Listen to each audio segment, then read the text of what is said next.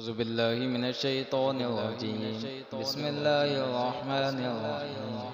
يا بني إسرائيل اذكروا نعمتي التي أنعمت عليكم وأوفوا بعهدي أوف بعهدكم وإياي فارهبون وآمنوا بما أنزلت مصدقا لما معكم ولا تكونوا أول كافر به ولا تشتروا بآياتي ثمنا قليلا وإياي فاتقون ولا تلبسوا الحق بالباطل وتكتموا الحق وأنتم تعلمون وأقيموا الصلاة وآتوا الزكاة واركعوا مع الراكعين أتأمرون الناس بالبر وتنسون أنفسكم وأنتم تتلون الكتاب أفلا تعقلون واستعينوا بالصبر والصلاة وإنها لكبيرة إلا على الخاشعين الذين يظنون أنهم ملاقو ربهم وأنهم إليه راجعون يا بني إسرائيل اذكروا نعمتي التي أنعمت عليكم وأني فضلتكم على العالمين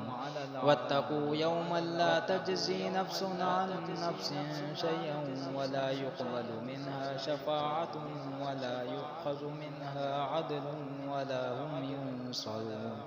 وإذ نجيناكم من آل فرعون يسومونكم سوء العذاب يذبحون أبناءكم ويستحيون نساءكم وفي ذلكم بلاء من ربكم عظيم وإذ فرقنا بكم البحر فأنجيناكم وأغرقنا آل فرعون وأنتم تنظرون وإذ واعدنا موسى 40 ليلة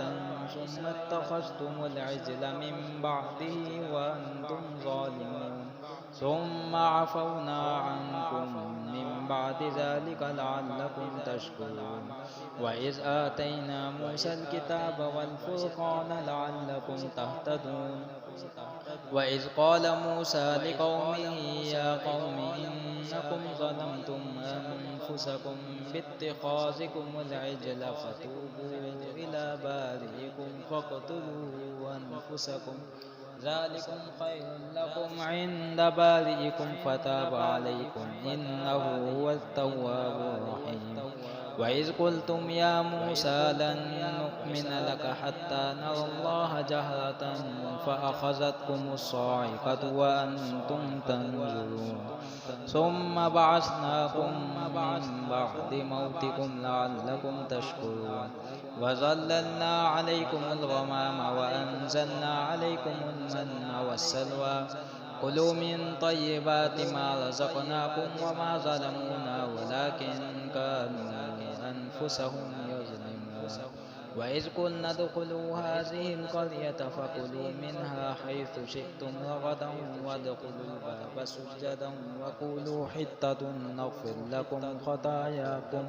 وسنزيد المحسنين فبدل الذين ظلموا قولا غير الذي قيل لهم فأنزلنا على الذين ظلموا رجزا من السماء بما كانوا يفسقون صدق الله العظيم.